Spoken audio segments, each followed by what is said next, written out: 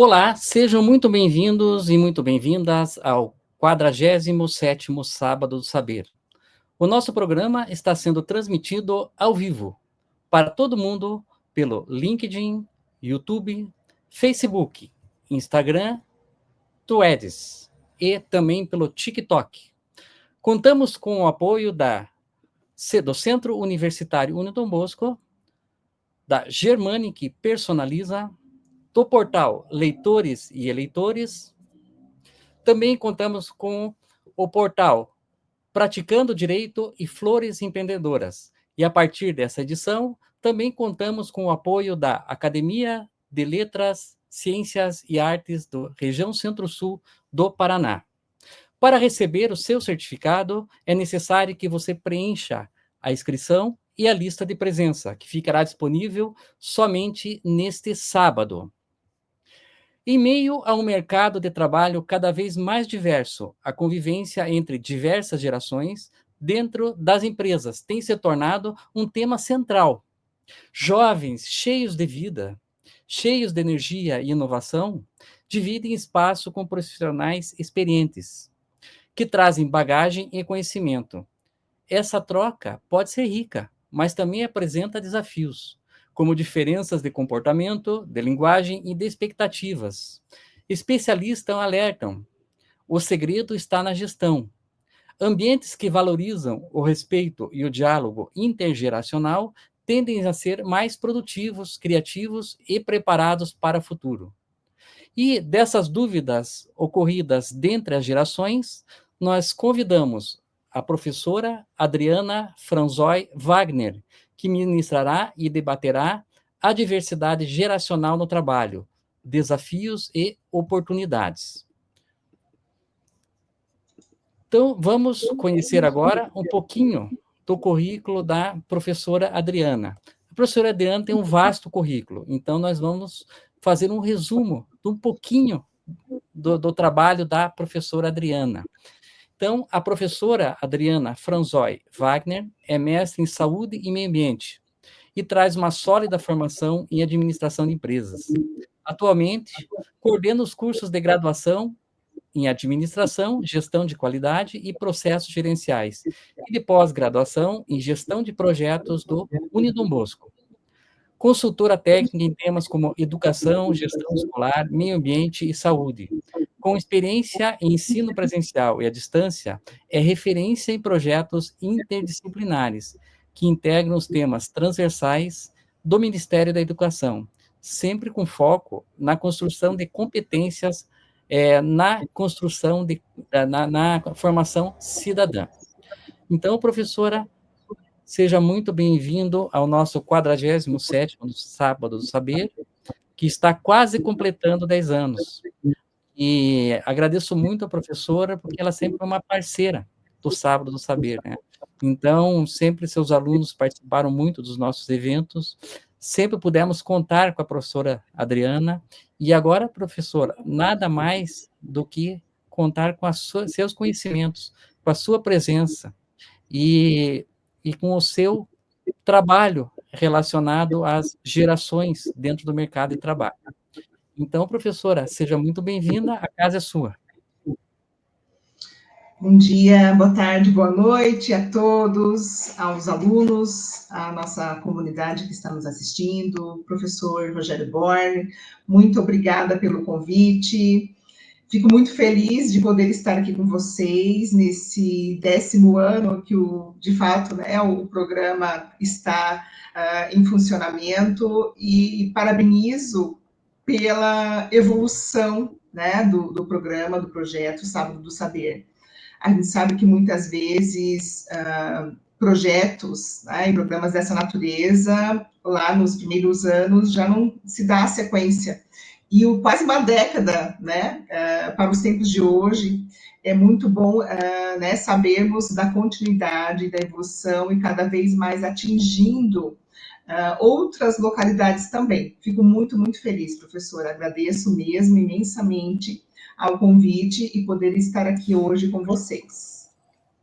Bom, Para iniciarmos, né, essa temática, como eu sei que nem todos são da área da gestão, mas claro que tem também uma linha aqui voltada à área do direito, né, a questão que vocês vão entender na sequência, que é a questão da mediação sobre esse assunto. Então, como, né, nem todos são da área, eu gosto sempre de fazer uma introdução à temática, mencionando que existem 4 grandes áreas da gestão, que são recursos humanos, marketing, logística e a área financeira, né? E muitos que são de fora dessa área, imagino que a principal área de uma organização, de uma entidade corporativa, é a área financeira. Mas vamos refletir sobre esse tema de fato. Se a gente pensar que se nós não tivermos pessoas na organização, como que nós podemos ter, né, a produção de serviços ou produtos? Não teremos, certo? Então, pensando nessa lógica, nós temos que entender que o principal ativo de uma organização são quem? Né? São as pessoas. O recurso mais importante, então, de uma organização começa com as pessoas, ou seja, os colaboradores. Entendendo essa questão inicial, de uma forma bem resumida, nós temos, eu vou citar muitos autores e em alguns momentos eu vou citá-los aqui, a fonte, o ano, mas depois o professor incluirá, né, na palestra aqui também. Bom, nós temos, né, uma grande empresa de entretenimento no mundo que se chama a Disney Company, a Disney Institute, que capacita e treina profissionais do mundo inteiro, tá? Isso desde 1990, que eles perceberam que eles tinham expertise nessa área. E dentro da gestão, eu até mesmo como professora da área de recursos humanos, trago sempre, né, esse livro aqui, né, que eu vou deixar lá nas referências também, que é Criando Magia, do Lee Cockerell. E o que ele nos ensina? Por que a Disney é uma das grandes empresas do mundo no entretenimento e ela não é somente exemplo no entretenimento, no lazer, na diversão. Ela é uma grande empresa porque ela tem grandes restaurantes no mundo inteiro, hotéis, né? Então, ela entendeu que ela precisaria, né, de outros serviços também para acompanhar a lógica do entretenimento.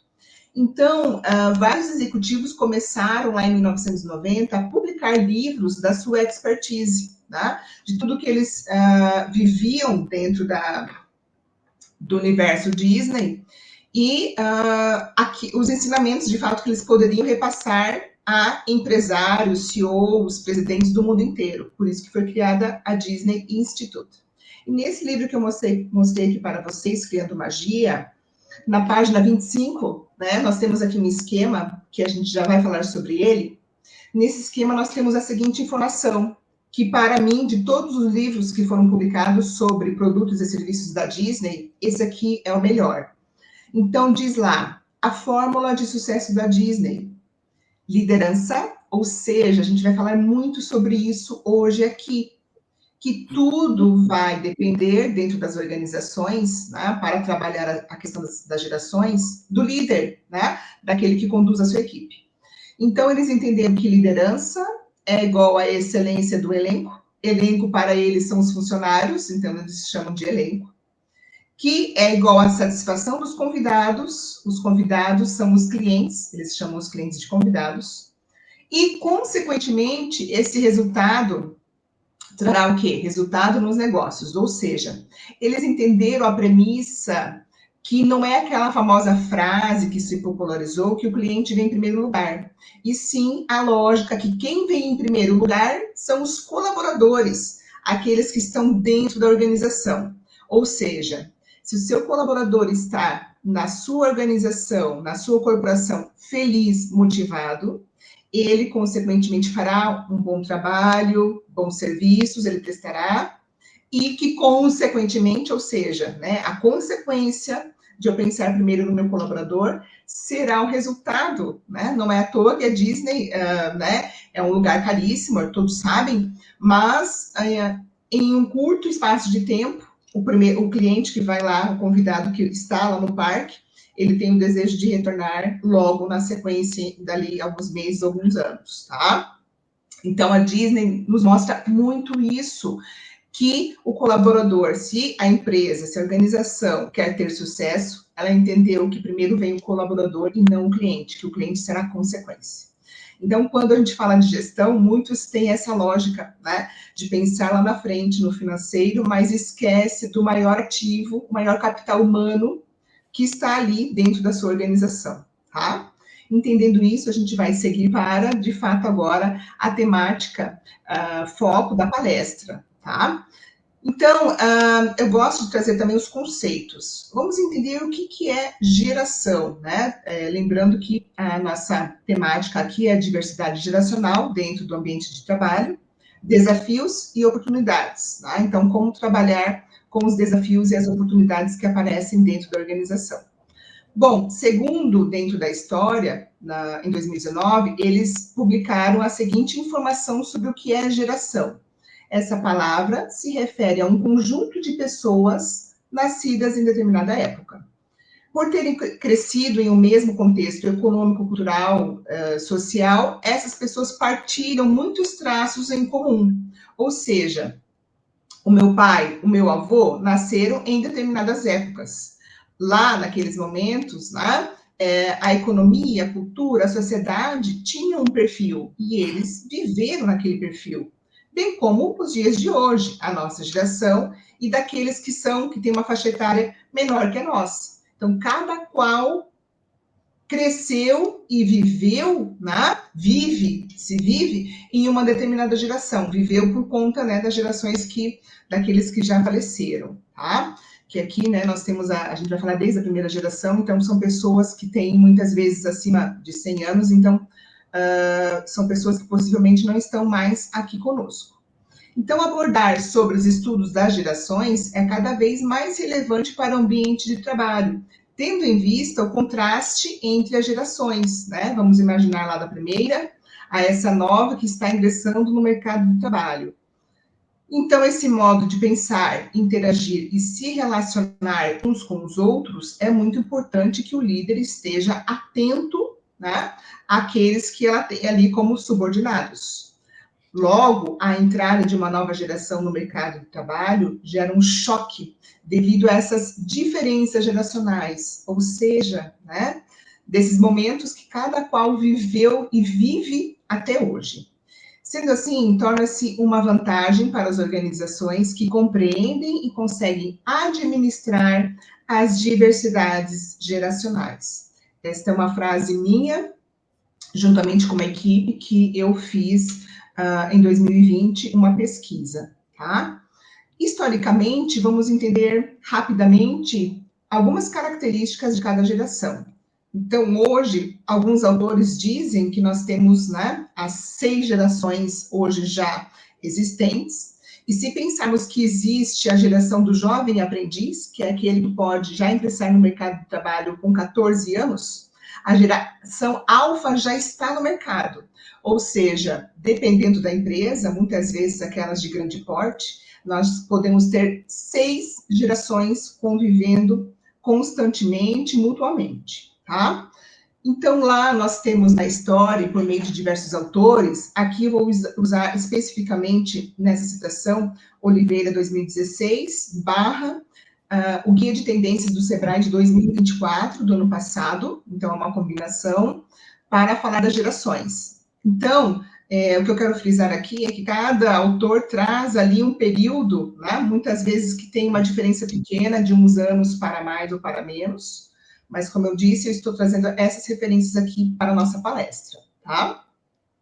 Então, a primeira geração, a mais antiga que nós podemos considerar, que esses autores mencionam, é chamada a Belle Époque, ou a geração silenciosa, que são os nascidos em 1920 até 1945.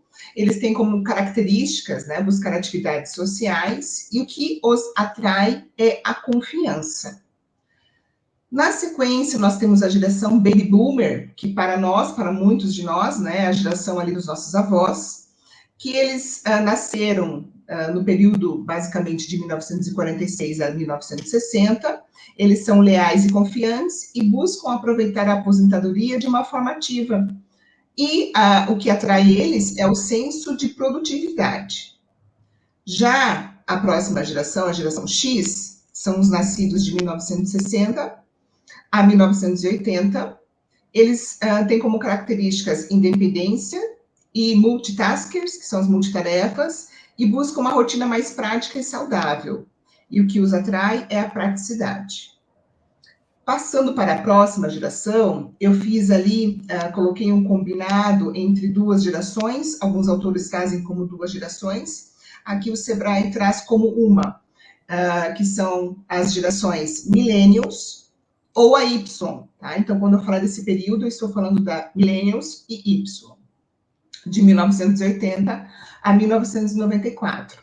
E o que eles possuem de características são: buscam seu propósito de vida e transparência sobre os fatos e conteúdos. E o que atrai é a experiência custo-benefício. Passando para a próxima, é a geração Z, nascidos em 1995 a 2010. E tem como características, são dependentes da tecnologia e estão sempre conectados. E é uma geração que o que atrai é a hiperpersonalização, ou seja, não é mais nem a personalização, é hiperpersonalização, né? Algo mais avançado. É o individualizado do individualizado.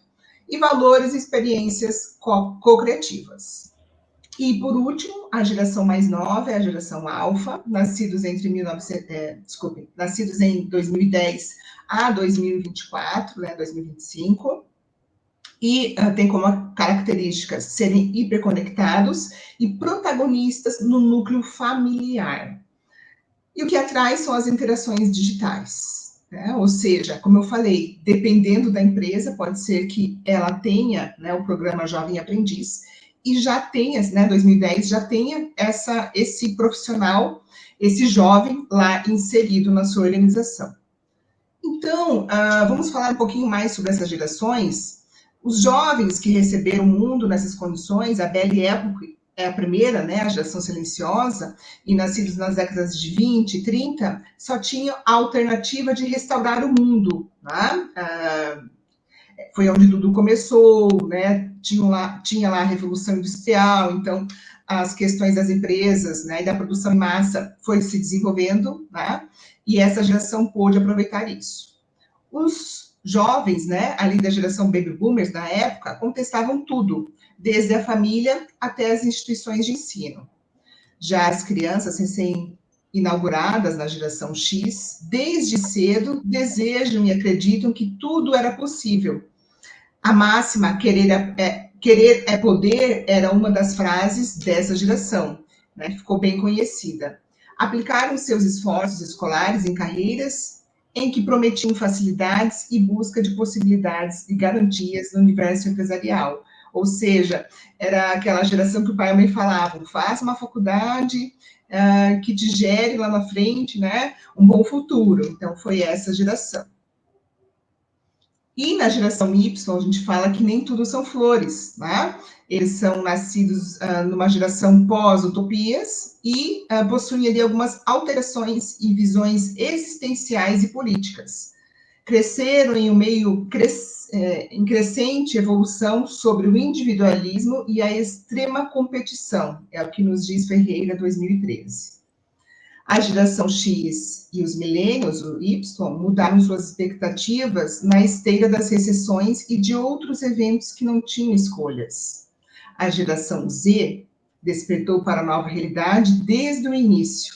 Consequentemente, em comparação com os antecessores, esse grupo é mais cauteloso e mais ansioso, sobretudo em relação a pagar uma faculdade e pela cautela em si, de uma forma geral. E também na ânsia, né, de encontrar um bom emprego, conforme o que nos diz Grube em 2018.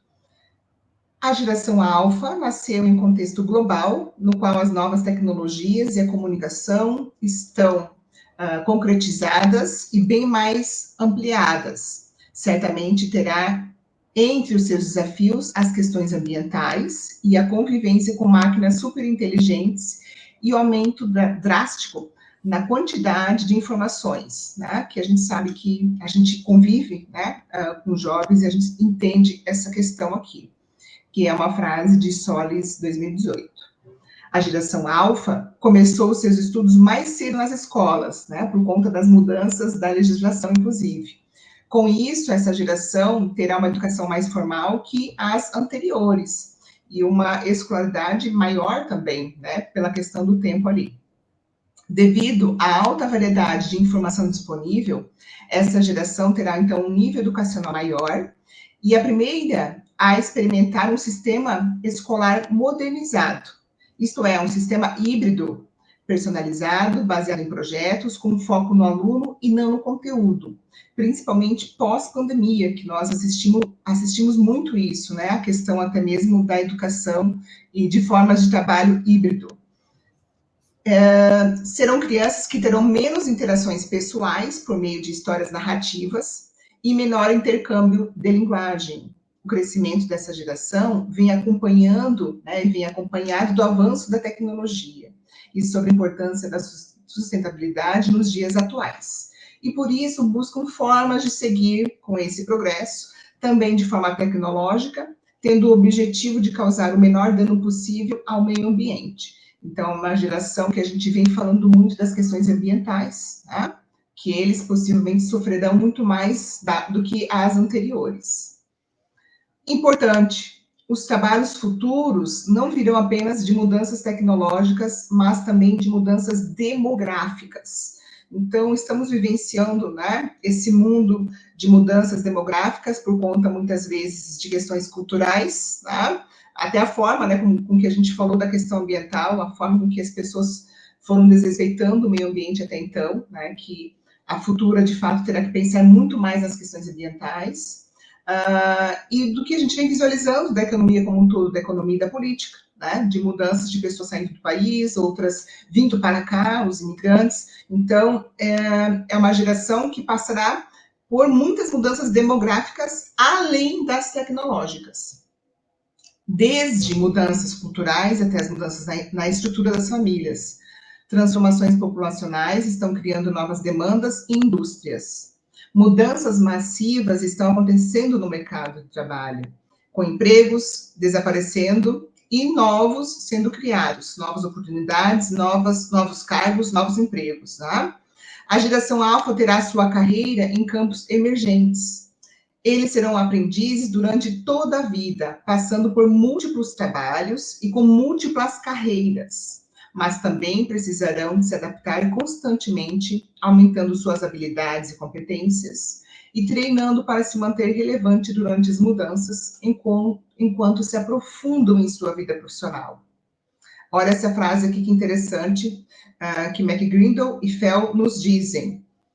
O futuro da geração alfa é positivo. É a geração que viverá mais, trabalhará mais e será mais bem equipada e bem educada. E eles concluem que, consequentemente, será a geração mais rica em todos os sentidos. Tá? Então, são autores que nos falam sobre esse assunto. Por isso que eu gosto de trazer para a temática. Porque não sou eu professora, e sim eu como pesquisadora que trago os conceitos e faço as minhas conclusões. Tá? Então, entendendo isso, né, temos que ter o alerta ligado, principalmente se nós somos líderes nas organizações, para entender todo o contexto em que cada geração passou e vive, tá? Tem uma parte desse material aqui do Sebrae, que eu gosto muito, que eu falei para vocês, né, que é o Guia de Tendências, que ele foi publicado em 2024, e ele fala assim num capítulo, gerações, como engajar, ou seja, né, como trabalhar e fazer com que todos convivam nesse ambiente. Então, é uma oportunidade que as organizações, né, devem entender aqui as múltiplas facetas, né, de personalidades e perfis que ela possui dentro da organização. E nos diz assim, o avanço e a acessibilidade dos cuidados da saúde têm contribuído para a melhoria na qualidade de vida e uma maior longevidade, o que está alterando a estrutura demográfica da nossa sociedade, que é o que eu falei anteriormente. Há algum tempo já se discute o fenômeno do envelhecimento populacional, e estamos testemunhando um mundo de grande impacto geracional. Eu leio muito sobre o assunto, então, cada vez mais eu leio autores falando que as gerações mais antigas, né, as seniors, que eles usam essa terminologia, são aquelas gerações que não, por conta da questão financeira, que estão ainda no ambiente laboral, mas sim pelas questões das relações pessoais, né, delas poderem ter contato, convívio com pessoas na organização. Mas, então, o que essa longevidade, né, de pessoas sêniores significa? Atualmente convivem 6 gerações distintas, como eu falei para vocês, né, desde a geração silenciosa até mesmo a alfa, no único ambiente. E a próxima geração que virá, a nomenclatura é beta. Enquanto a geração silenciosa compreende indivíduos com 80 a 105 anos, né, pode ter essa variação, a geração Z já abrange de 17 a 27 anos, né? E como eu falei, a alfa são os jovens aprendizes que já estão ingressando. Cada grupo reflete comportamentos, desejos e necessidades distintas, seja no modo de trabalhar, a consumir algum produto ou serviço. Então, o mercado que está preparado para isso saberá utilizar a seu favor, tá? Assim como a organização que entende sobre as gerações, consequentemente terá menos conflitos organizacionais, tá? Como nós falamos lá no começo, sobre a importância de pensar primeiramente no recurso colaborador, né? No recurso humano. Aqui eu trouxe algo como curiosidade para conhecimento nosso, né? No Brasil até 2030, ou seja, está batendo a nossa porta 2030, né? A Secretaria Nacional dos Direitos da Pessoa Idosa, por meio do Alexandre da Silva, nos diz: os dados refletem o envelhecimento e uma tendência à inversão da pirâmide etária. Ou seja, nós temos lá a pirâmide, né? E ela vai ficar ao contrário no quesito faixa etária populacional, na qual a população de pessoas idosas supera a de jovens até 14 anos. Então, olha que dado importante para nós nos atentarmos como líderes, tá? Dentro das organizações. Em 1980, a população brasileira com 65 anos ou mais era de 4%. Em 2024, já estamos com 15,8%. A proporção de crianças com até 14 anos, que era de 38,2% em 1980, caiu para 19,8% em 2022. Ou seja, o índice de natalidade está diminuindo. E cada vez mais em pesquisas que eu realizo, estamos observando, né, que os casais estão tendo cada vez menos filhos. As consequências disso, né? É a inversão da pirâmide etária, que pode ter consequências para o mercado de trabalho, o sistema previdenciário e os serviços de saúde, principalmente.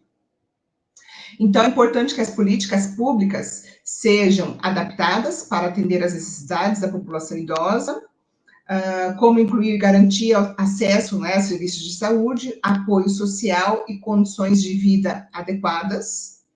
A inversão da pirâmide etária também traz oportunidades. Então, estamos falando de desafios e oportunidades, como a possibilidade de aproveitar o conhecimento e a experiência da população idosa na sociedade. O legado, a sua experiência, a sua expertise, né? Que é o nosso tema, né, aqui da palestra de hoje. Eu lembro que quando eu trabalhei na prefeitura, eu fiz lá com os servidores da prefeitura aqui de Curitiba, eu fiz com os servidores o treinamento para eles gravarem em estúdio o legado que eles tinham antes de se aposentar, né? Então, nós fizemos 100 videoaulas de diversas secretarias da Prefeitura de Curitiba, garantindo que esse legado não se perderia, e sim se perpetuaria durante os anos para aqueles que assim fossem ingressando em determinada área, tá? Gosto também de trazer a temática, quando eu falo sobre isso, sobre a liderança do futuro. Nós começamos e falamos sobre o líder, né? Que o líder deve saber conduzir muito bem os seus subordinados, né? Então, a atual geração de adolescentes e jovens dará início à vida profissional e avançará na carreira com expectativas, necessidades e vontades diferentes daquelas, né, que os seus pais tinham no passado. Um emprego para toda a vida, que era a lógica de nossos pais, né, numa empresa, já não é mais o plano dessa geração. Querem ambientes flexíveis e não autoritários, ou seja, né, eles querem ser respeitados como indivíduos e que tenham a liberdade para desenvolver todo o seu potencial dentro da organização. Não querem ser considerados subordinados por seus supostos superiores.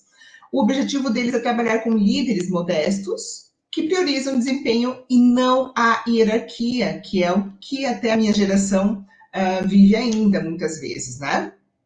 São mais criativos e produtivos. Em uma pesquisa que o Cochrane desenvolveu, ele diz que cerca de 30% dos entrevistados aceitariam salários mais baixos para trabalhar em empresas que valorizassem sua criatividade. E 20% estariam dispostos a se mudar para outras cidades a fim de ingressar nessas organizações. Ou seja, esse perfil não tem interesse somente financeiro, né? Mas também consideram valores, interesses e o mais importante, o tratamento que recebem no ambiente de trabalho. E aqui, como nós falamos da questão demográfica lá, né? Aqui reforçando que essas pessoas também aceitariam mudar de localidade. Percebe-se, então, que na medida em que novas perspectivas de trabalho e a flexibilização do trabalho aparece, né, pode ser que também se tenha o quê? A precarização, adoecimento e outras exigências de qualificação. Então, é importante que o empresário, que o líder, pense nessas questões também, né, de como trabalhar esses itens dentro, né, essas questões todas dentro da empresa, né, na área de saúde e qualidade de vida, na área da saúde ocupacional, da medicina do trabalho. As organizações bem-sucedidas estão adotando culturas não somente flexíveis, mas, sobretudo, sensitivas para acomodar as diferenças sociais e culturais de seus funcionários. Então, essa é uma frase bem impactante do Chiavenato, que é o pai da administração de recursos humanos dentro da área da gestão, tá? E aqui eu penso, e tem uma frase, né, como equilibrar o perfil dessas gerações, né? É o desafio de fato, ele pode se tornar uma oportunidade. Basta esse líder entender essa questão aqui. E para fechar, né, então vamos recapitular. Nós entendemos, né, que a geração, ela tem ali um determinado período para cada perfil profissional do colaborador, e que ele vem com as suas experiências de vida, da educação que teve dos seus pais, do meio em que conviveu, da época, né, como nós falamos, da cultura, da política, da economia da sua época. Então, tudo isso também traz como bagagem de vida dentro da organização.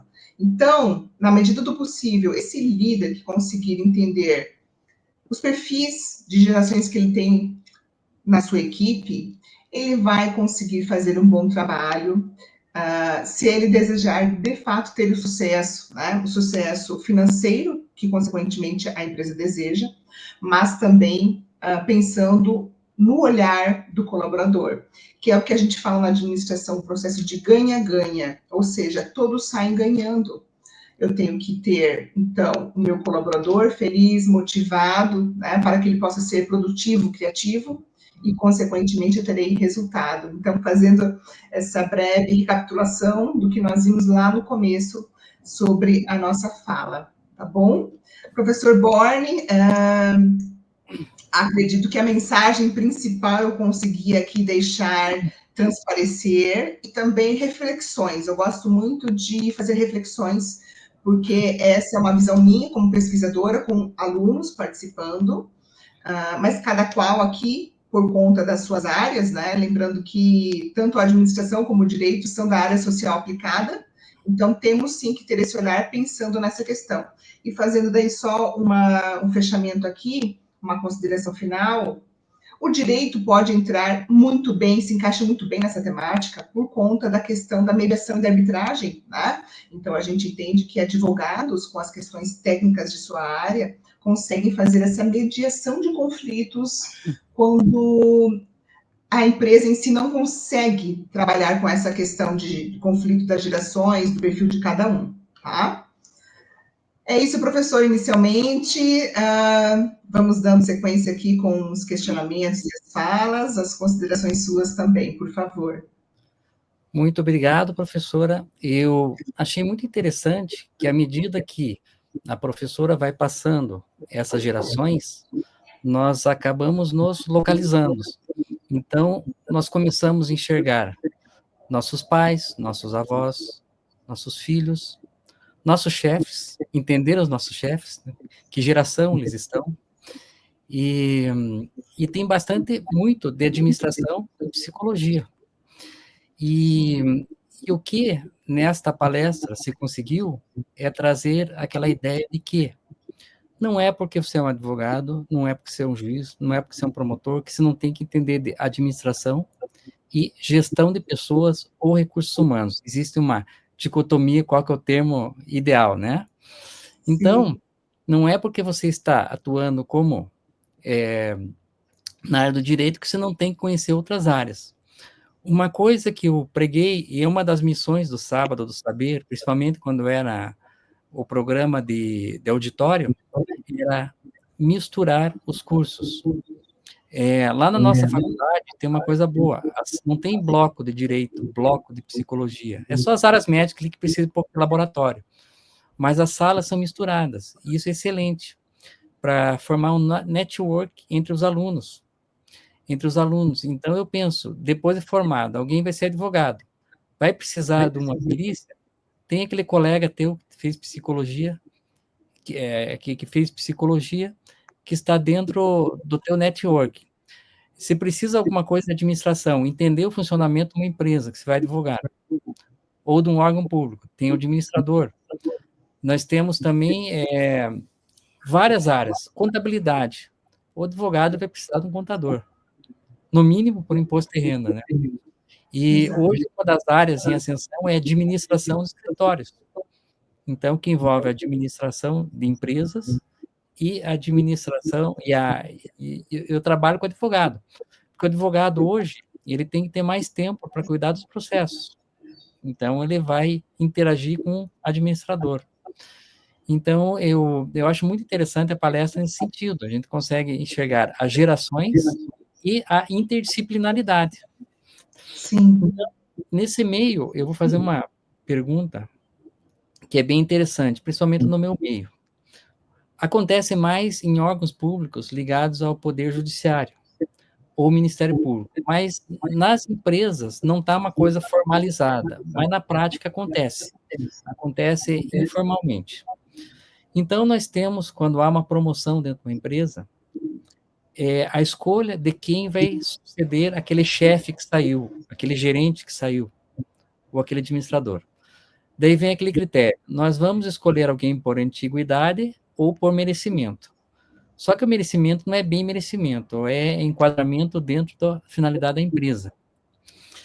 E, então, existe aquele funcionário ou servidor mais novo, mas que tem um conhecimento tão elevado quanto o antigo, mas mais modernizado.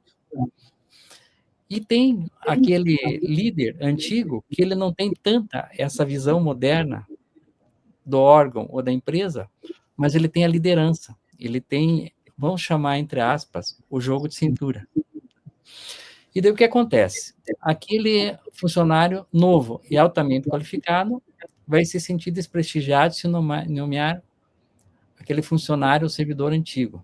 Ao mesmo tempo, se nomear esse servidor, porque a empresa entende que ele está mais no foco da empresa ou do órgão, você vai trazer um problema com aquele antigo que está esperando aquela vaga.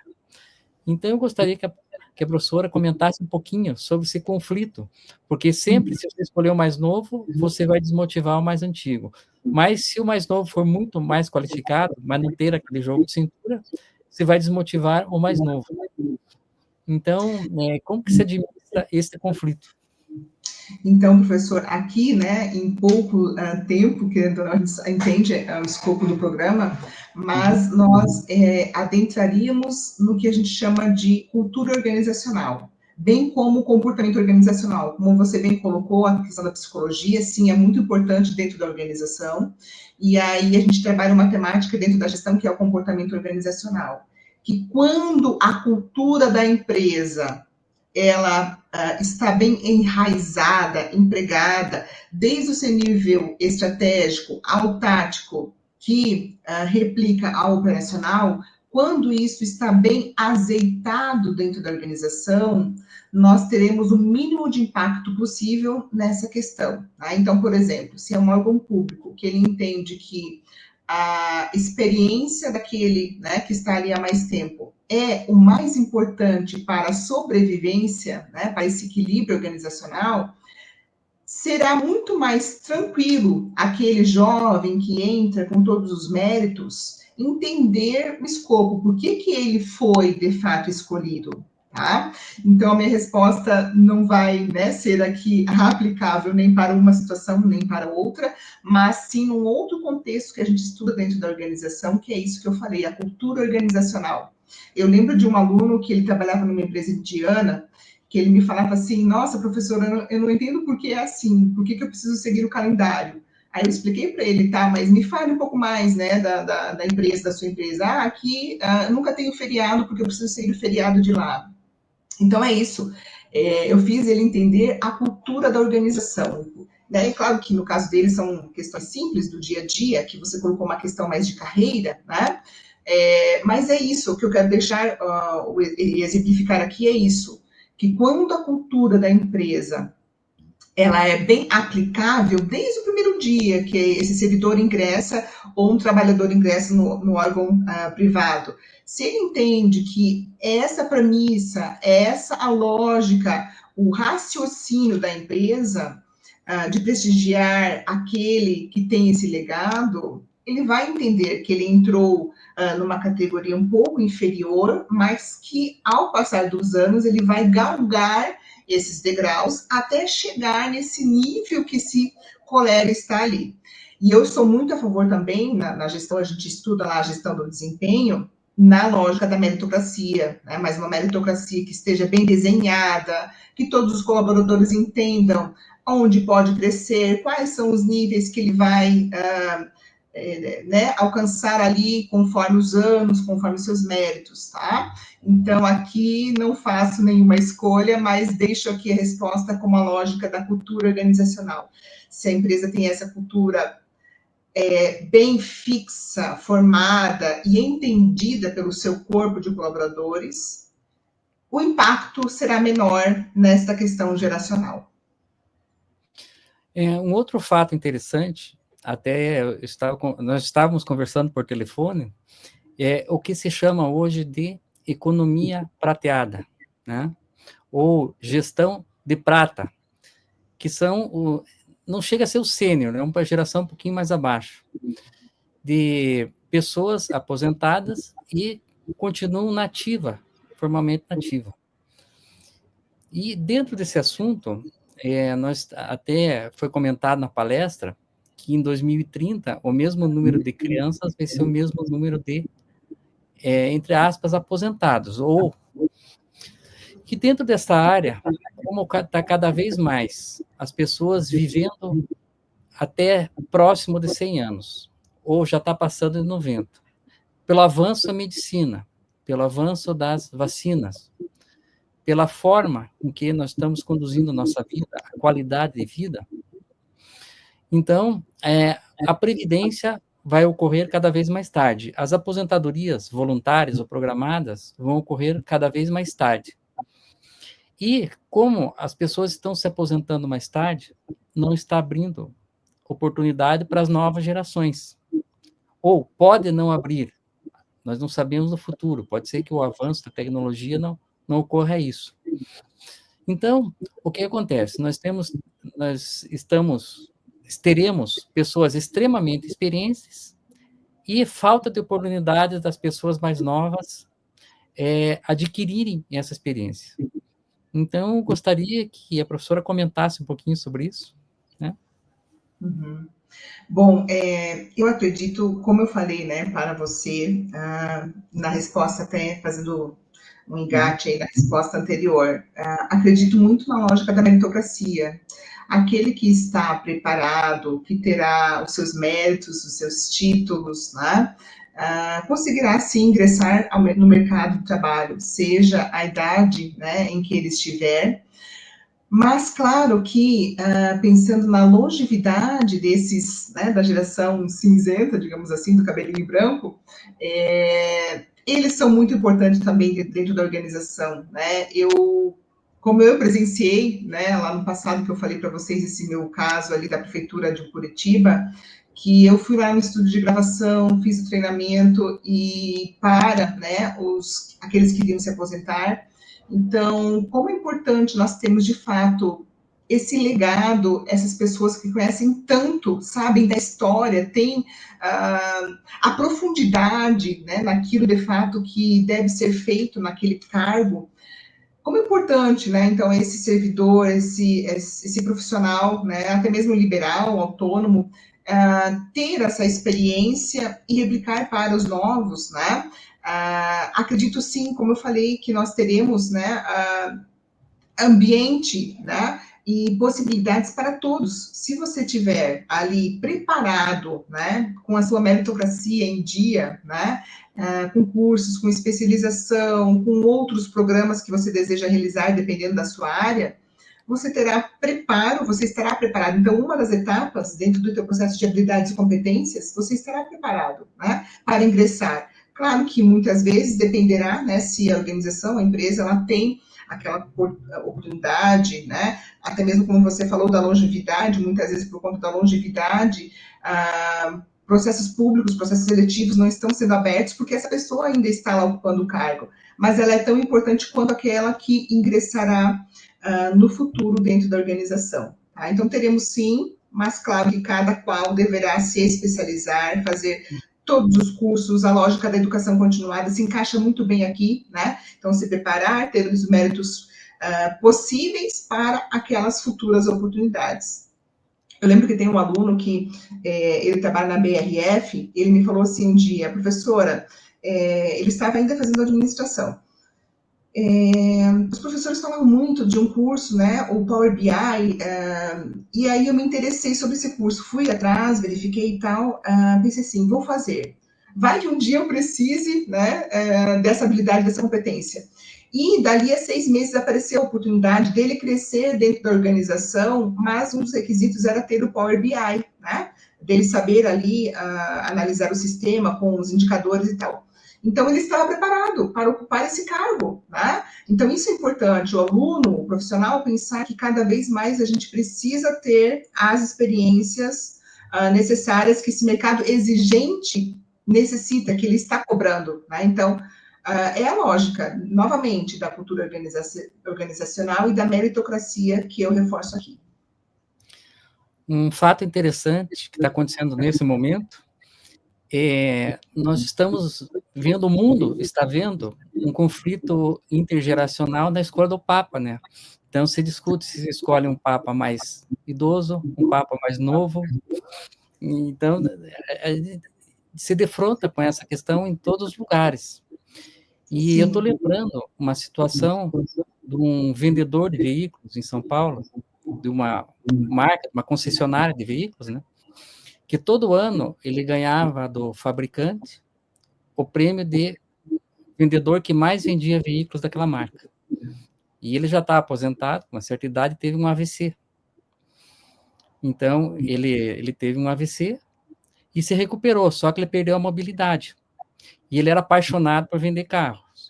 E a empresa tinha muito respeito por ele, manteve ele no quadro, tinha muita consideração, né? Só que ele tinha uma dificuldade, né? Quando ele ia vender carro, antes do AVC, ele sentava com o cliente e mostrava todas as funcionalidades do carro. Mostrava todos os detalhes, pequenos detalhes, até as desvantagens do carro, as vantagens entre um carro e o outro. E o que conquistava era isso. Ele não podia mais entrar no carro, porque ele dependia de cadeira de rodas, não podia mais dirigir, não podia estar no lado. O que ele fez? Ele montou uma sala dentro da concessionária, com cadeiras, e uma TV mostrando todos os detalhes do carro na TV.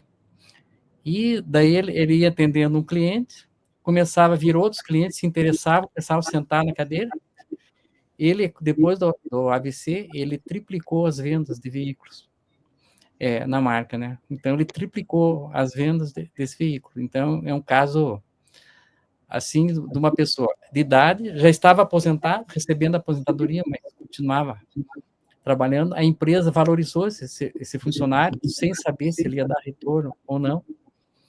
E esse funcionário, ele conquistou o público, né? Melhor ainda do que ele fazia antes. E Sim. outra coisa da palestra de hoje, que me lembra bastante, é a Disney. Então, tem duas situações que tem nos livros, é emblemático já, quem leu a história da Disney sabe dessas duas histórias, né? Aquela cultura Disney. Então, como foi falado, a cultura da empresa. Tinha uma camareira nos hotéis da Disney, que o que aconteceu? Uma família comprou um ursinho Puff. Não sei se a professora conhece essa história, né? Comprou esse ursinho Puff, e daí deixou em cima da cama, e foi almoçar, foi passear, né? A camareira limpou o quarto, colocou a televisão no canal da Disney e o ursinho Puff assistindo televisão com o controle na mão, sabe? Para a criança, aquilo foi a glória, né? Porque ela já achou que o ursinho era vivo, que compartilhava com a família, né? Outra situação que eu já escutei que no estacionamento da Disney, se tiver um carro com a luz acesa, eles já ficam de sobreaviso para ter alguém para carregar a bateria, se a pessoa não puder ir embora. Então, já tem um suporte mecânico ali muito bom. E outra história que eu vi, pena que o dono dessa Lava Jato, ele já é falecido. Antigamente, eu tinha ido numa Lava Jato, o serviço dele era bom como de qualquer outro. Mas quando você encontrava, e era pessoa de idade, quando você colocava o carro para lavar, o que ele fazia? Ele tirava foto da posição do banco, da posição do banco, reclinava e embaixo, da estação de rádio que você estava e da quilometragem.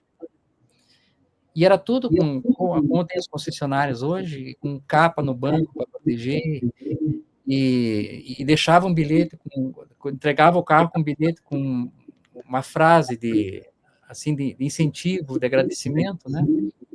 Nossa, ele tinha muito cliente. Por quê? Vamos dizer, você quando vai lavar um carro, não dá raiva quando você senta e o banco está desregulado e alguém mexeu na estação de rádio, né? Então, eles tomavam esse cuidado, esse respeito com o cliente, esse respeito ao cliente. Sim. Então, são coisas... E a lógica, deixa eu fazer um adendo, que é a lógica da Disney, né? Quando a gente lê os livros, a gente entende por que eles chamam o cliente de convidado. O convidado é a ideia, né? Quando você tem um convidado na sua casa, você quer colocar ali a melhor louça, né, para um café da tarde, você deixa a casa linda, cheirosa, perfumada, né? Então é isso. A empresa que entende isso e entrega esse serviço ao cliente, como você mencionou, né, do caso da concessionária, desse último agora, o cliente retorna, né? Que aí é um assunto que a gente entra na administração, que é a lógica da fidelização do cliente, né? Então é isso, né? O porquê convidado, né? Se eu pago, inclusive, para estar lá, né, com o ingresso, né? Mas tem toda uma lógica o porquê da palavra convidado, né? Que é esse preparo da casa, de estar a mais perfeita possível para receber ali o cliente. E eu quero deixar também aqui, tem nas referências, mas esse livro também aqui, ó, que eu gosto muito, que a gente falou sobre liderança, né? Então, o estilo Disney, do Bill Capaldi e Lynn Jackson, também fala sobre os segredos gerenciais. Quem tiver mais interesse sobre o assunto, vale super a pena fazer a leitura, tá? E aí, aproveitando o caso que você mencionou do vendedor lá da concessionária de carros, é isso. Quem souber hoje também entender a aplicação da palavra adaptabilidade, seja lá, né, o servidor que está gravando seu legado para se aposentar, aquele novo que ingressa, né, a palavra adaptabilidade, flexibilidade, são as palavras de ordem nesse momento que nós estamos vivendo no mundo, né? Antigamente, as empresas ditavam o comportamento do colaborador. Hoje, que nós estamos na era do conhecimento, de tanta informação que todos nós temos, virou esse jogo, né? Hoje, muitas vezes, é o colaborador que dita as regras da empresa. Que é esse olhar que a Disney faz, olhar para o colaborador em primeiro lugar, antes mesmo de pensar no cliente. Então,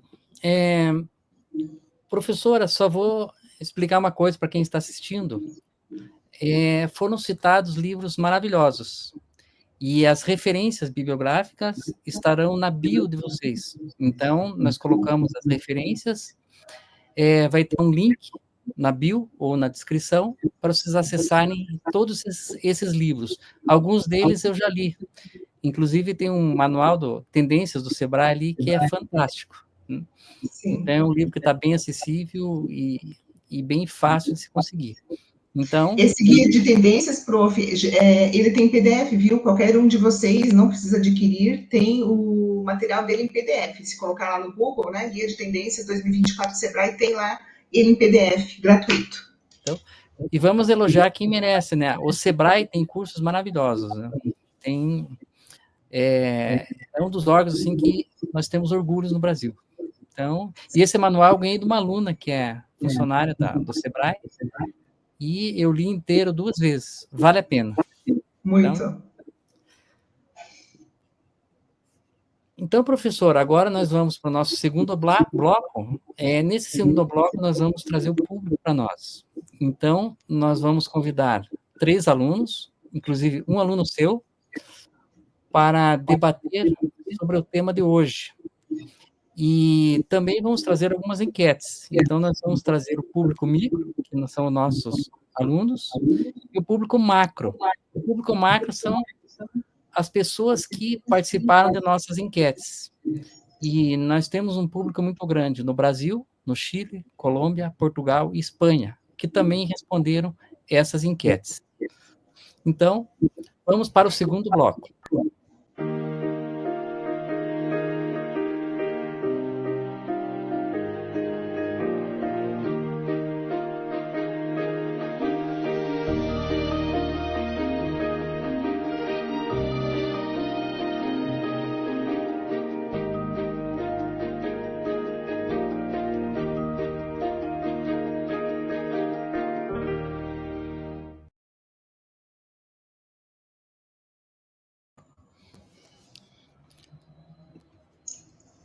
Para apresentar nossas enquetes, nossos convidados nesse segundo bloco, eu convido a professora e advogada Anne Rabelo.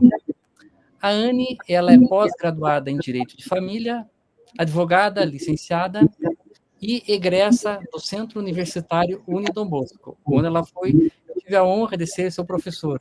Então, seja mais uma vez muito bem-vinda, Anne. Muito obrigada, professor Rogério. É uma felicidade poder estar aqui, né? Mas nessa edição do Sábado do Saber, e hoje tendo a oportunidade de escutar a palestra da professora Adriana. Professora, fiquei aqui maravilhada com tudo que a senhora falou.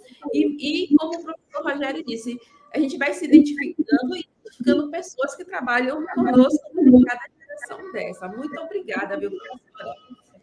Professora, para complementar aí essa edição, o Sábado do Saber, para conhecer o pensamento do público, realizou pelo LinkedIn 3 enquetes sobre o tema, entre 30 de março e 5 de abril, para fazer uma sondagem sobre esse tema. A primeira enquete, ela fez a seguinte pergunta: qual a geração você acredita que tem mais facilidade para se adaptar às mudanças no trabalho? E a resposta foi o seguinte: 52% dos entrevistados entendem que a geração Z com os nascidos entre 1997 e 2012.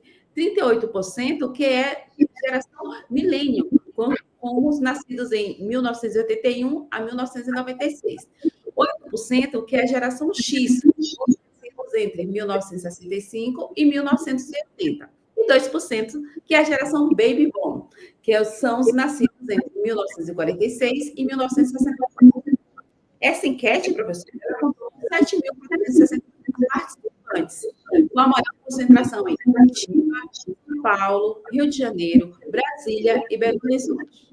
A pesquisa também contou com a maior adesão de advogados, especialistas e assistentes jurídicos, professores e analistas judiciários. Por fim, para acrescentar um novo questionamento à palestra com a professora, convidamos o Tiago Possebon, que é acadêmico de administração de empresas do Centro Universitário Unidom Bosco. Agora é com você, Tiago. Olá, professora Adriana. Primeiramente, parabenizar aqui pela palestra, né? Gostaria de saber da senhora sobre a entrada da geração Z no mercado de trabalho, como é a relação dessa geração com o mercado e com as gerações anteriores dentro do ambiente de trabalho. Sou o Thiago Possebon para o Sábado do Saber.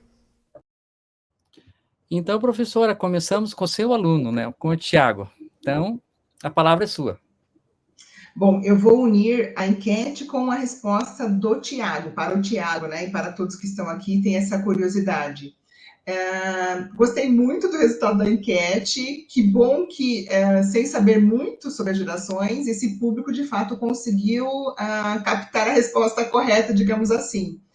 Bom, seguindo então a lógica de período que o Sebrae nos coloca, né, no guia de tendências, que a geração Millennials e até a Z compreende esse período da década de 80 a 94, se nós somarmos os resultados percentuais da enquete, nós temos 90%, né, porque saiu ali 58 mais 32, então 90% dos respondentes disseram, de fato, que é essa geração que compreende da Millennials a Z, tá? Então, de fato, fiquei feliz porque é a resposta correta. Correta entre aspas, digamos assim, porque, de fato, cada empresa vai entender, como eu falei, a lógica da sua cultura para saber qual perfil, de fato, se enquadra melhor com os requisitos e as peculiaridades daquela empresa, tá? Mas, em tese, sim, da Millennials à geração Z, por conta daquilo que eu falei sobre adaptabilidade e flexibilidade. São gerações que, por conta daquilo que as gerações anteriores passaram, ela melhorou nesses quesitos. Então, eu mesma se enquadro nessa geração, e vocês falaram muito essa questão, é muito bom quando a gente entende em qual geração nós estamos, qual geração meu chefe está, os meus colegas de trabalho, porque é isso, a gente entende o perfil que ele já viveu, o que ele traz de experiência, né, para dentro também da empresa. Então, é isso, a geração, o Thiago mencionou somente a geração Z, mas a gente inclui, então, o período da compreensão das millennials a Z, que são 90% dos respondentes que estão corretos, sim. Então, professora, vamos valorizar um pouquinho o Thiago. Ele está fazendo um trabalho exatamente sobre isso, né? Exato, da geração Z. É um trabalho... E aí, o trabalho dele, depois eu vou também deixar isso público, né, a sessão pública de quando será a apresentação do TCC, mas especificamente o dele é bem o recorte, eles estudaram todas as gerações, mas eles entenderam que a geração Z hoje é a mais endividada no mercado aqui no Brasil. Então, é importante saber o porquê, né, do endividamento, porque tem mais acesso à tecnologia, entra no aplicativo ali, já compra aquilo por impulso e não por necessidade. Então, é importante, né, um recorte bem específico na questão financeira, mas é uma geração que está à frente por conta disso, da adaptabilidade e a flexibilidade que possuem, né, esse processo mais fácil de quebrar o paradigma e conseguir ir adiante com mudanças. Então, uma coisa que é interessante da minha geração, da geração atual.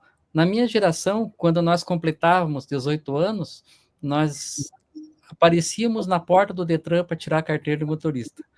A geração atual hoje, ela não se interessa muito por carro, é mais celular, é outro enfoque, né? É outro tipo de desejo. Então... Sim, até eu conheço jovens nessa faixa etária de 18 a 20 e tantos anos que eles não têm o desejo de ter a carteira, né, de motorista, porque é mais simplificado, digamos assim, mais cômodo, tem aplicativos, tem serviços que respondem muito bem a essa necessidade, digamos assim, né? Então, é isso, é a geração que pensa diferente da nossa, né? Mas tudo bem, cada geração tem a sua vantagem, desvantagem, oportunidades e desafios. Está tudo bem. Então, agora eu vou chamar de novo a professora Anne. Então, Anne, é com você. Tá sem som. Os senhores falando sobre isso e eu me identificando aqui, porque realmente eu fico assim assustada, porque os meus 3 filhos, um ainda quis tirar a carteira e os outros não quiseram. E eu fiquei, como assim? Ele não quer tirar a carteira de motorista, sabe? Eu fiquei assim, porque quando eu completei 18, meu desejo era essa carteira de motorista. Acho que eu não desejei tanto na vida uma coisa do que ter essa habilitação.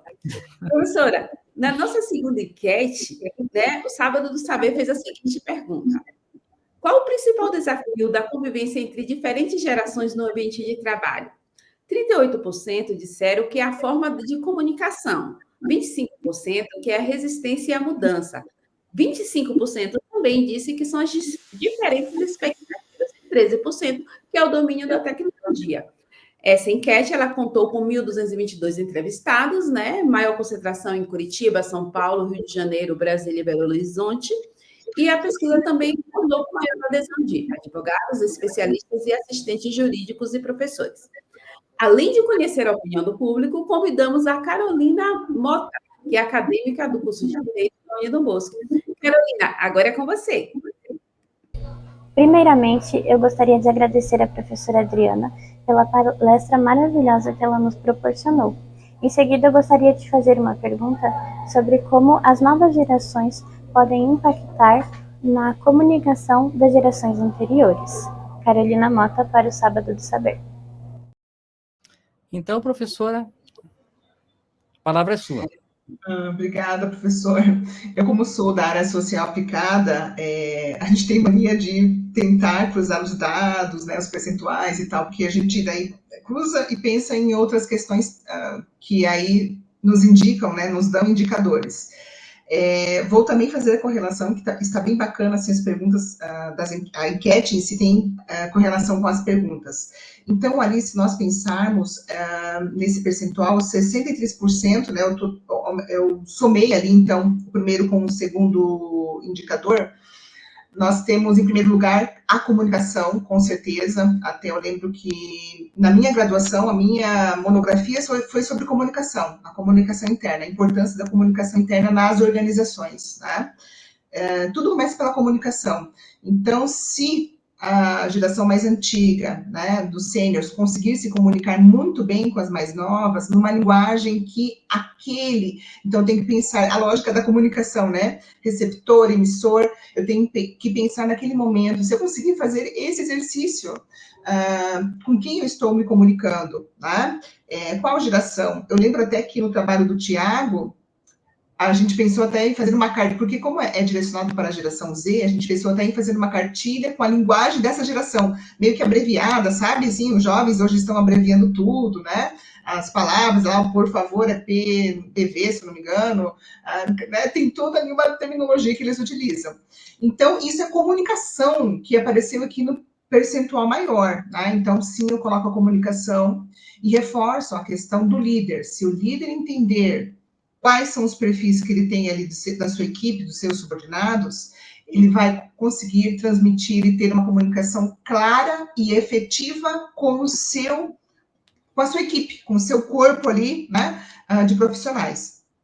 E, em segundo lugar, nós temos a mudança nessa resposta, que aí também reforço já a resposta dada, né, a Carolina e todos os demais que também, né, têm a curiosidade dessa pergunta, a questão da mudança.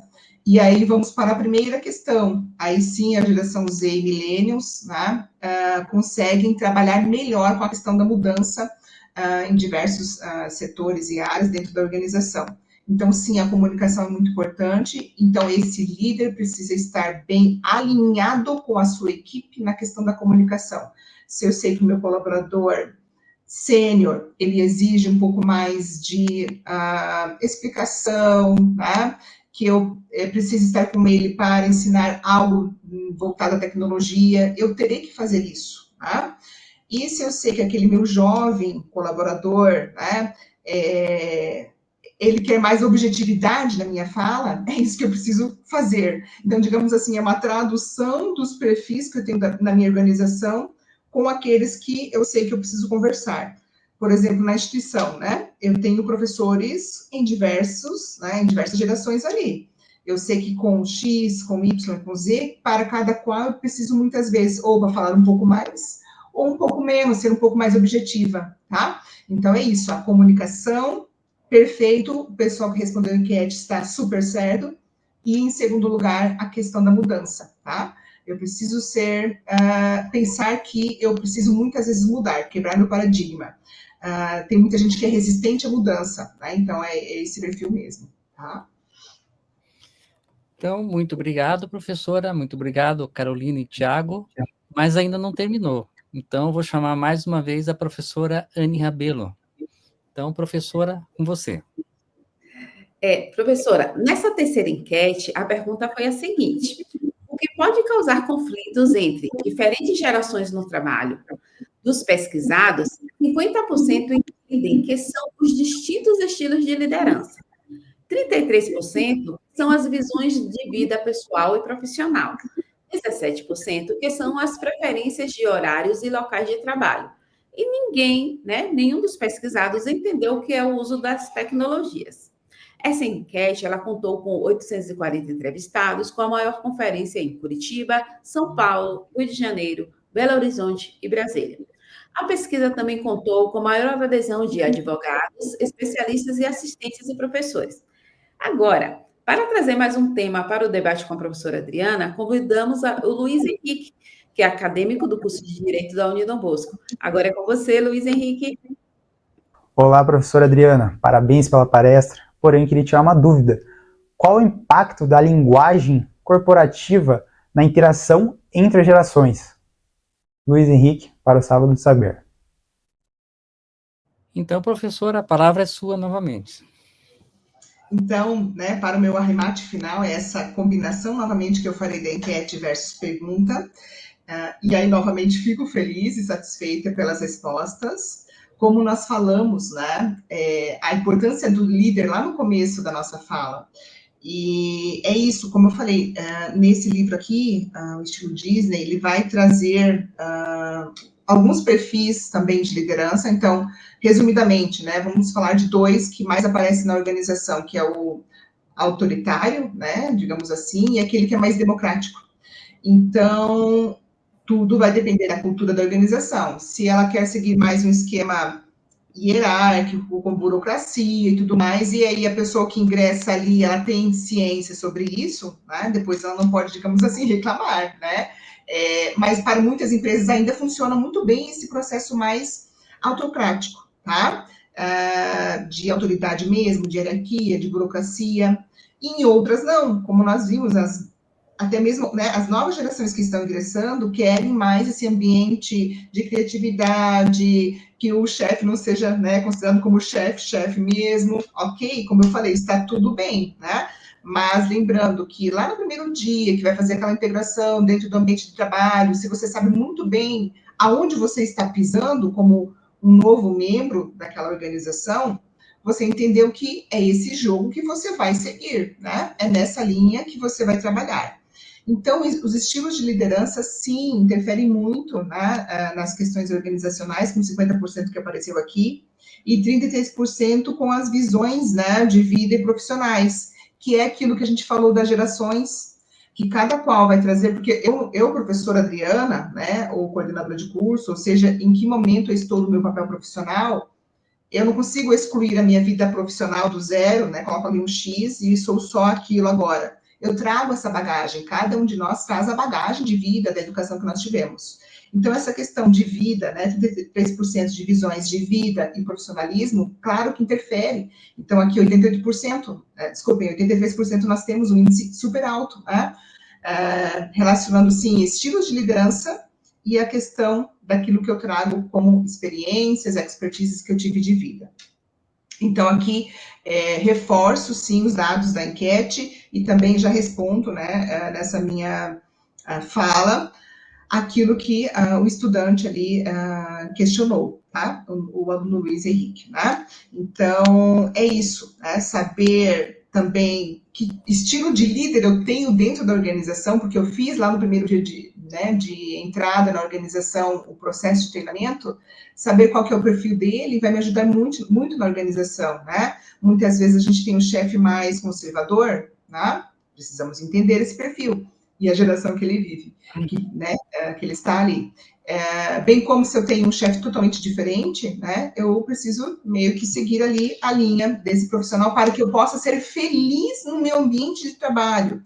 Eu falo muito para os alunos, O que te motiva? Eu sempre pergunto isso, até mesmo para a definição do tema do TCC. O que te motiva? Se você vai ficar ali 1 ano produzindo um trabalho, uma pesquisa, faça algo que te motive, que você queira conhecer mais, saber mais sobre aquilo, né?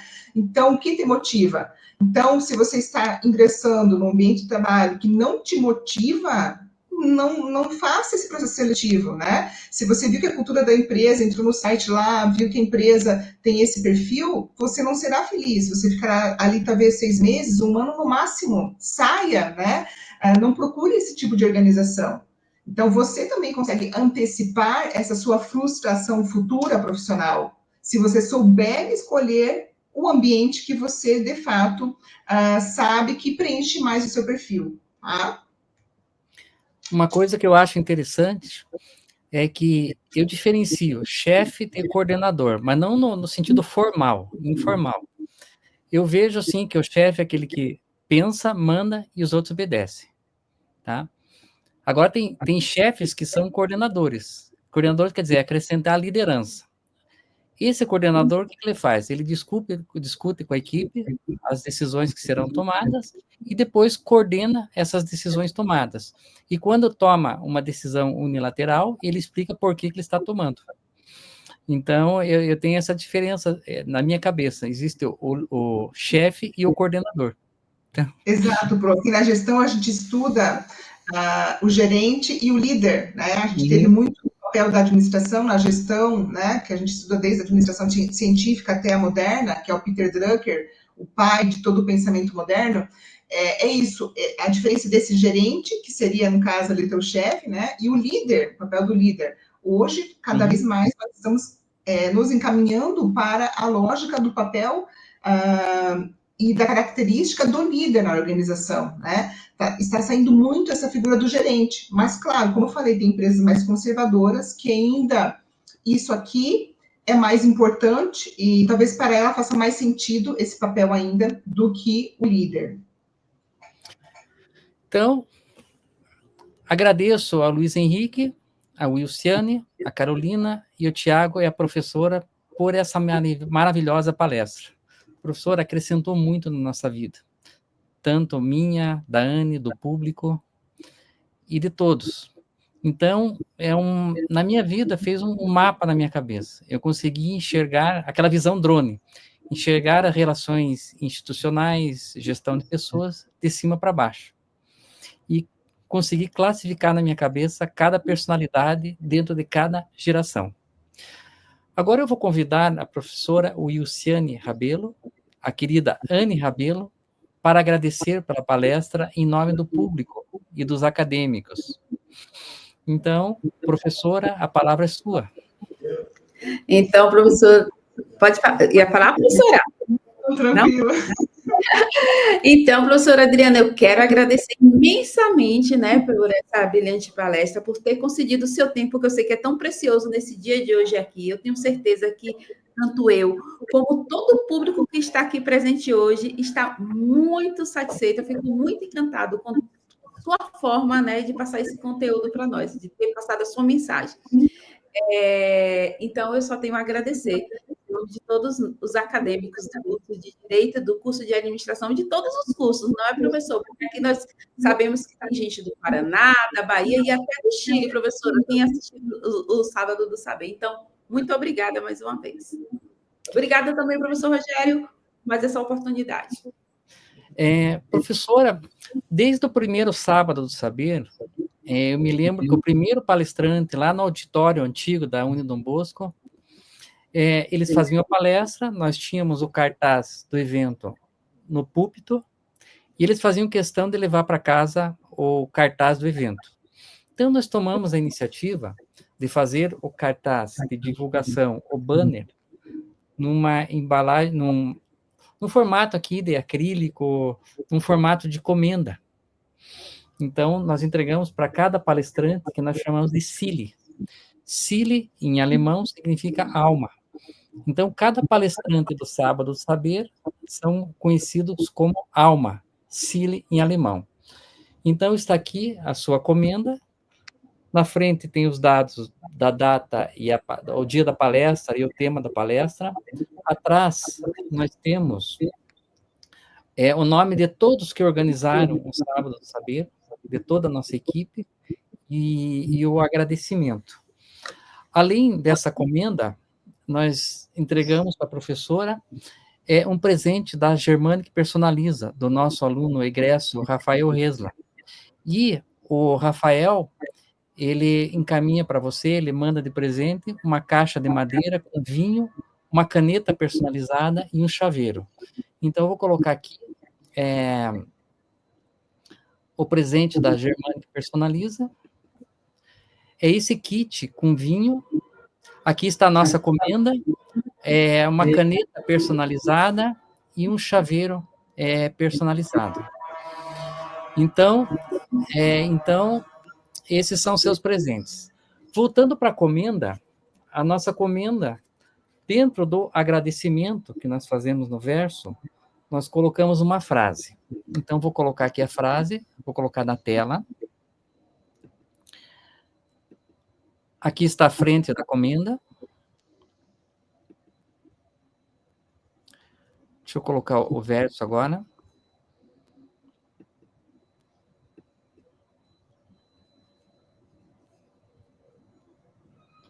Só um minutinho, já estou conseguindo colocar aqui. E esse aqui é o verso da comenda. Então, nessas comendas, vou colocar a frase que está ali para o pessoal do Chile, em espanhol. E nesta comenda está escrita a seguinte frase: entendeu-se que, com uma melhora na inclusão no ensino superior, a entrada no mercado do trabalho seja facilitada, pois seus conhecimentos estarão mais abrangentes e seu contato com a sociedade possa lhe trazer mais confiança e informações quanto ao mercado de trabalho. O que nos remeteu à meritocracia, pois assim como qualquer pessoa, o PCD, pessoas com deficiência, tem total liberdade de se tornar mais competitivo no mercado de trabalho. Professora, esse é um trabalho que realizou com um aluno chamado Inclusão de Pessoas com Deficiência no Mercado de Trabalho. Foi publicado na revista Vitrine da Unidom Bosco. Então, eu devolvo a palavra à professora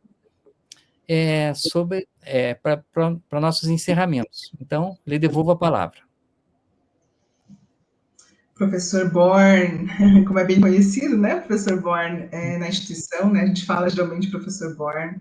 Agradeço novamente o convite, a participação, a Anne, que esteve aqui presente conosco também, muito obrigada mesmo, de coração e de alma, né? E como vocês viram, eu gosto muito de trazer conceitos e terminologias de autores também, porque a gente tem uma premissa na pesquisa científica que nós não produzimos, nós não somos ninguém até que a gente produza algo, até que a gente publique algo. Então, gosto muito de referendar, como vocês viram, né, autores. E um dos conceitos de alma, professor Born, é vida. Então, fico imensamente grata e feliz por ter sido uma das vidas a participar do Sábado do Saber. Desde o começo, eu lembro, né, que nós, do programa, nós falávamos, né, de um dia eu poder participar, e chegou hoje, né, o feliz dia de eu poder participar aqui com vocês, de poder transmitir e disseminar um pouco do conhecimento que eu faço, né, nesses 19 anos de experiência profissional, desse caminhar. Então, eu dou também muitas dicas aos alunos em sala de aula, eles falam assim, professora, como é que eu vou me sentir menos ansioso, né, para uma apresentação de trabalho e tal. Então, eu sou isso, eu repasso para os alunos tudo aquilo que, de fato, eu tenho de conhecimento e de experiências vividas, né, gosto muito de compartilhar. E hoje aqui com vocês, né, muito obrigada mesmo. E como o professor falou lá no começo, eu trabalho muito temas transversais, né, e muitos deles são também de inclusão, de diversas questões, né, do étnico-racial, afro-brasileiro indígena, direitos humanos, do superdotado, do espectro autista, e uma delas é a temática de hoje, né, a questão das gerações aí no ambiente de trabalho. Então, obrigada, e se você perceber, eu não sabia dessa homenagem, fico muito feliz mesmo. E numa das falas ali, né, de tantos materiais já publicados que eu fiz com alunos, gosto muito de publicar materiais com alunos, né, sou sempre eu e mais alunos, e numa das palavras dessa frase que você trouxe para nós, tá, nesse presente lindo, uma das palavras é a meritocracia, tá, que eu falei por algumas vezes aqui hoje, que acredito muito na meritocracia, tá, da pessoa fazer por merecer, de fato. Acredito muito, muito nisso, e é o que eu faço também nas consultorias, né? Acredito e replico essa lógica da meritocracia. Agradeço também ao Centro Universitário Dom Bosco, a instituição, né, em que nós estamos, né, por poder também ser um dos parceiros aqui, e faço também agradecimentos aos demais patrocinadores e apoiadores desse programa, né, que eles estão aí conosco, seja por certificação, seja pelos brindes, né, mas que nos ajudam a manter esse programa tão rico de informações e com profundidade, né? Eu sempre falo para os alunos, não fiquem pescando informações aleatórias na internet, saibam a profundidade daquela temática. Se você se propõe a falar algo, tenha conhecimento, né? Eu busquei uma informação aleatória, é isso? Não, não é, né? E fontes confiáveis, falo muito sobre isso também, de fontes confiáveis, tá? Então, esse é o meu encerramento aqui. Pena que foi tão rápido, né, professor? Ficaríamos o dia inteiro aqui falando sobre esses assuntos aqui, tenho certeza. Mas, novamente, muito grata, de vida, de alma, né, por ter sido aqui uma das participantes do Sábado do Saber. Professora, nós que agradecemos. Foi uma palestra maravilhosa e provavelmente vai brindar essa palestra com vinho chileno. Então, nós sempre fornecemos um vinho chileno. A Germânia, que personaliza, ela dá esse vinho justamente para homenagear o nosso público lá de Santiago. Então, por isso que o vinho é chileno. Mas parabéns mais uma vez pelo carinho, o carinho de sempre, o carinho da palestra, o carinho dos corredores, o carinho dos nossos alunos, que para nós é o mais importante, e o carinho do público. Tá? Então, agradecemos a professora Adriana pela valiosa contribuição nesse 47º Sábado do Saber. Esse Sábado do Saber nos enriqueceu muito nossas perspectivas e marcará para sempre a nossa jornada. Expressamos a nossa gratidão ao público, pois o sucesso do programa somente foi possível graças à sua participação. Então, em nome de todos que organizaram e assistiram este programa, transmitimos o nosso carinho, satisfação e entusiasmo com que a professora compartilhou os seus conhecimentos. Agradecemos o apoio cultural do Centro Universitário Dom Bosco, da Germânia, que personaliza, da Academia de Letras, Artes e Ciências do Centro-Sul do Paraná, do portal Leitores e Leitores e dos programas Praticando Direito e Flores Empreendedoras. Se você deseja rever, indicar ou compartilhar o Sábado do Saber, todas as edições estão disponíveis no YouTube, no canal Sábado do Saber, -edições. Esperamos ansiosamente pela oportunidade de contar com vocês na próxima edição do Sábado do Saber. Um abraço fraterno a todas e a todos.